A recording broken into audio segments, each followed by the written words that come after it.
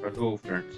तो आज हम स्टार्ट करने जा रहे हैं मॉडर्न हिस्ट्री और यूपीएससी एंड अदर एग्जाम्स।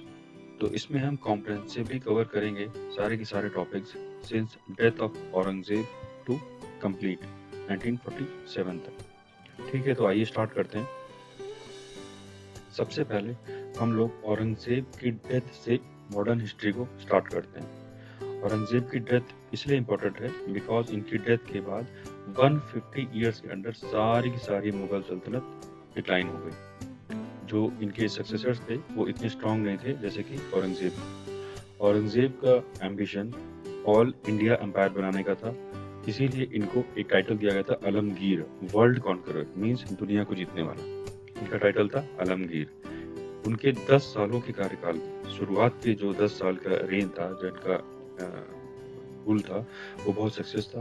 इन्होंने माइनर रिवोल्ट को सप्रेस किया and but later part of his life में उसने बहुत सारी हार देखी। उसको रिवोल्ट्स देखने को मिले, अपोजिशन देखने को मिला। जाट्स एंड सिख्स ने आल्सो रिवोल्ट किया उसके अगेंस्ट एंड ये रिवोल्ट्स इसलिए हुए थे बिकॉज उसकी नीतियां बहुत ही ज़्यादा स्ट्रिक्ट थी, बहुत ही ज़्यादा हार्श थी। तो औरंगजेब बेसिकली रिलीजियस नेचर का था। उसने जजिया इम्पोज किया हिंदूज पर। जजिया क्या है? आप अगर मुस्लिम्स नहीं हैं तो आप टैक्स दीजिए। और इन्फ्लुएंस इसका था नक्शाबंदी सूफी ऑर्डर। ठीक है, नक्शाबंदी सूफी ऑर्डर से वो इन्फ्लुएंस था। 9th Guru of Sikh that Guru Tegh Bahadur ji को भी इन्होंने एग्जीक्यूट कर दिया था। इसीलिए इनको पंजाब में सिख से, मराठास से, राजपूत से, सबसे इनको अपोजिशन देखने को मिला।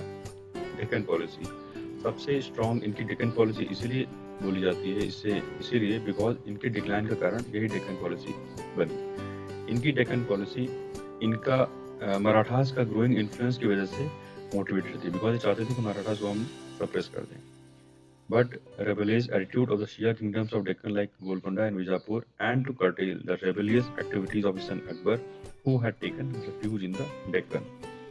वो डेक्कन में जाके छुप के बैठा था अकबर, इसीलिए उनको कर्टेल करने के लिए वो साउथ की तरफ गए। औरंगजेब डेक्कन में 1682 में आए एंड 1707 तक साउथ में ही रहे और जहां उनकी डेथ हो गई। औरंगजेब ने गोलकोंडा एंड बीजापुर को भी एनेक्स किया। ठीक है, तो डेक्कन पॉलिसी इसलिए इंपॉर्टेंट है बिकॉज डेक्कन पॉलिसी साउथ में रूल करने के लिए ये लोग गए, बट मराठास के स्ट्रॉन्ग अपोजिशन की वजह से ये काफ़ी देर तक अपना सारा का सारा पैसा, सारी की सारी एनर्जी वेस्ट करते रहे एंड ड्रेन आउट हो गई इनकी सारी वेल्थ। इसको डेक्कन अल्सर भी बोला जाता है, जिसकी वजह से डिक्लाइन हुआ मुगल एम्पायर का। Destruction of the Deccan kingdom was a political blunder. जैसा कि मैंने आपको बताया, एक पॉलिटिकल ब्लंडर था औरंगजेब का। मुगल्स एंड मराठास का जो बैरियर था वो रिमूव हो गया था इनके डायरेक्ट कन्फ्रंटेशन की वजह से। डायरेक्ट अटैक करने के लिए गए, डेक्कन कैंपेन्स की वजह से मुगल की ट्रेजरी खत्म हो गई और इनको डेक्कन अल्सर का नाम दिया गया। जैन सरकार ने बताया, अकॉर्डिंग टू जैन सरकार, the Deccan ulcer ruined Aurangzeb.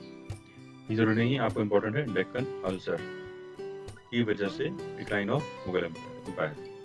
Then Marathas under Shivaji was a threat to Aurangzeb. Aurangzeb Marathas को, मेनली शिवाजी को, अपना मेन थ्रेट मानते थे, इसीलिए उनको सप्रेस करने के लिए वो डेक्कन की तरफ अटैक करने के लिए गए, बट फिर भी उन्हें स्ट्रॉन्ग अपोजिशन मिला।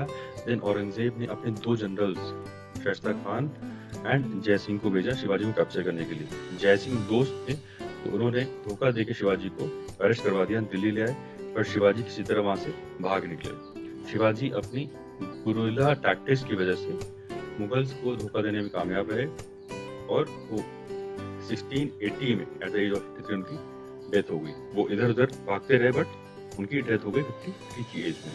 औरंगजेब को मराठास से बहुत ज़्यादा अपोजिशन मिला जब तक वो 1707 में उनकी डेथ नहीं हुई। फिर उसके बाद शिवाजी के सन्स ने भी रेबेलियन दिखाया। तो death of Aurangzeb in 1707 mark a watershed in the Indian history as the Mughal empire virtually came to an end. ठीक है, नेक्स्ट 150 साल में पूरे का पूरा मुगल एम्पायर डिक्लाइन हो गया। सबसे पहले पढ़ते हैं हम लोग इनकी क्रोनोलॉजी। मुगल्स में औरंगजेब की डेथ के बाद कौन कौन रूलर्स आए और फाइनली ब्रिटिशर्स आने से पहले, ब्रिटिशर्स तक कौन कौन से रूलर्स रहे और वो उनको सप्रेस करके देन ब्रिटिश एम्पायर शुरू हो गया। तो सबसे पहले है बहादुर शाह, जहांगीर शाह, फारूक शियार, मोहम्मद शाह रंगीला, अहमद शाह आलमगीर टू, शाहजहां 3, शाह आलम 2, अकबर शाह 2 एंड बहादुर शाह 2। ये आपको ऐसे याद नहीं रहेगा, आपको एक शॉर्टकट देखिए याद करने के लिए ट्रिक लिखी गई है, सब्जी फॉर माम मैम साहब। इसमें एस ए शाहजहां अकबर है, वो आप छोड़ सकते हैं। देन बहादुर शाह से स्टार्ट कर सकते हैं, Bahadur Shah. Then G is Jahangir Shah, for is Farrukh Siyar, Mohammad Shah Rangila, ma'am, M हो गया अहमद शाह, ए हो गया Alamgir 2, next A and Alamgir is A M Alamgir. Then next Shahjahan, S Shah Alam 2, because S double A है तो एस भी 2 बार काउंट किया जाएगा। शाहजहां 3 एंड शाह आलम 2, ये 2 लोग थे। Then Akbar Shah 2 and Bahadur Shah is for B.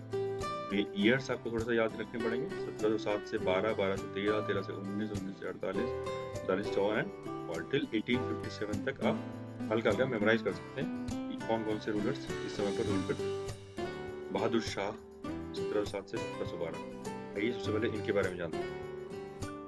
तो औरंगजेब की डेथ के बाद 1707 में मुगल एम्पायर डिक्लाइन होने लगा एंड 150 साल के अंदर पूरा का पूरा मुगल एम्पायर फिनिश हो गया।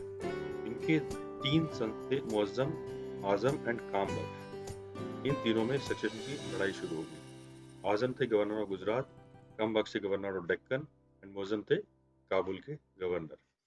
अब सबसे important, Muazzam ascended the Mughal throne. Muazzam ने कैसे थ्रोन को किया, कैप्चर किया?